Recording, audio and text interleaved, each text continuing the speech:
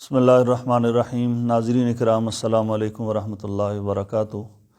کافی عرصے سے اس چیز کا مشاہدہ کیا جا رہا ہے کہ گھروں میں اور مسجدوں میں کرسیوں پر نماز پڑھنے والوں کی تعداد میں اضافہ ہو رہا ہے، اور بغیر تحقیق کے، بغیر سمجھنے کے، پوچھنے کے لوگ اور گھروں میں مائیں بہنیں بیٹیاں آرام سے تن آسانی کے لیے کرسی پر بیٹھ کر نماز پڑھنا شروع کر دیتی ہیں، حالانکہ نماز کے لیے قیام کرنا فرض ہے۔ ایسا مریض جس کو صرف جھکنے کے اندر سجدے میں تکلیف ہوتی ہے، اس کے لیے قیام بھی فرض ہے، اس کے لیے نماز میں رکوع بھی فرض ہے۔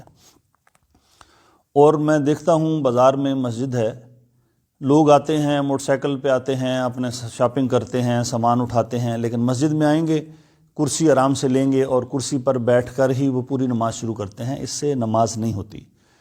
تو میں اب آپ کو بتاؤں گا کہ ہماری نماز کے اندر وہ کون سی ایسی غلطیاں ہیں جو تقریباً 90% پوری دنیا میں ہم مسلمان کر رہے ہیں۔ یہ دیکھیں کہ یہ کرسی ہے، ایسی کرسی نماز کے لیے ہونی چاہیے۔ عام گھروں میں بعض دفعہ وہ فکس بنی ہوئی کرسیاں ہیں جس کے آگے وہ سجدہ کرنے کے بھی ٹیک لگائی ہوئی ہے، اور بعض دفعہ وہ اونچی بھی ہوتی ہے، تو لوگ پھر اسی کے اوپر سجدہ کر رہے ہوتے ہیں۔ ایسا نہیں ہونا چاہیے کہ انسان میں جتنا جھکنے کی اس کے اندر استطاعت ہے اس کو اتنا جھکنا چاہیے۔ اب یہ دیکھیں، یہ کرسی ہے جس پر نماز پڑھنی ہے۔ اب میں قیام کی مجھ میں طاقت ہے تو میں اپنی نماز جو ہے وہ قیام کی حالت میں شروع کروں گا، اور اسی طریقے سے پھر رکوع کرنے میں بھی مجھے آسانی ہے تو میں رکوع بھی نماز کے اندر ایسے ہی کروں گا۔ اب سجدے کی تکلیف ہے تو میں کرسی پر بیٹھ کر جو ہے وہ اپنا سجدہ کروں گا۔ اور اس سجدے کے لیے آپ نے دیکھا ہوگا کہ لوگ جو کرسیوں پر نماز پڑھتے ہیں ان کے اندر جو بڑی غلطی یہ ہے کہ وہ نماز کرسی پر شروع کر کے رکوع کے اندر وہ اتنا جھکتے ہیں، اور پھر سجدے میں جانے کے لیے آپ نے دیکھا ہوگا 90% یا 95% لوگ ایسے سجدہ کرتے ہیں۔ یہ بالکل غلط بات ہے، پتہ نہیں کہاں سے لوگوں نے لے لی ہے۔ ایسے سجدہ نہیں کرنا۔ وہ میرے بزرگ اور مائیں بہنیں بیٹیاں جن کو رکوع اور سجود میں شرعاً واقعی اتنی تکلیف ہے کہ نہ وہ کھڑی ہو سکتی ہیں نہ وہ بیٹھ سکتی ہیں، ان کے لیے یہ ہے کہ جب وہ نماز پڑھ رہی ہیں یا وہ حضرات جو نماز پڑھ رہے ہیں رکوع میں وہ اتنا جھکیں گے، سمیع اللہ لمن حمیدہ کر کے۔ اب سجدے میں ہاتھ باہر نہیں نکالنے بلکہ سجدے میں زیادہ جھکنا ہے، جتنا وہ آسانی کے ساتھ وہ جھک سکتے ہیں اس کے لیے جھکنا ہے۔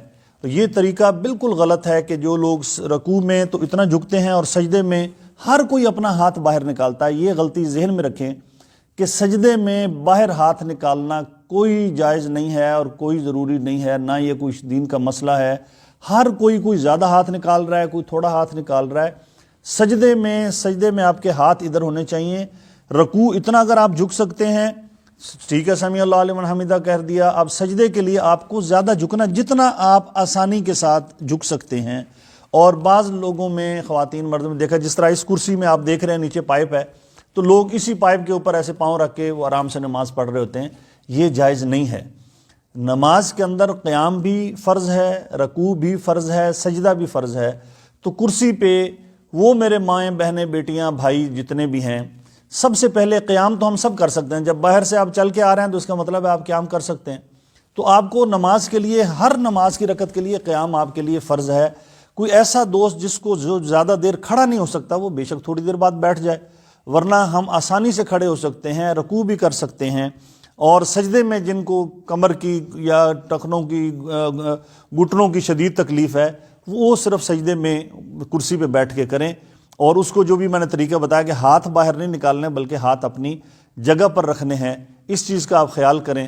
اللہ تعالیٰ مجھے اور آپ کو سن سمجھ کر عمل کی توفیق عطا فرمائے۔ جزاک اللہ خیر۔ اور یہ گزارش ایک اور میں آپ سے کر لوں کہ یہ اس ویڈیو کو آپ آگے شیئر کریں گے، یہ اس لیے بنا کے دے رہا ہوں کہ اس کے اندر گھر گھر کے اندر یہی غلطی ہے۔ اس کو ثواب کی نیت سے اس کو آپ نے شیئر کرنا تاکہ ہر گھر کے اندر جو مریض ہیں، جو نماز کرسی پہ پڑھتے ہیں، ان سے گزارش یہ ہے کہ وہ اپنی اس غلطی کو درست کر لیں۔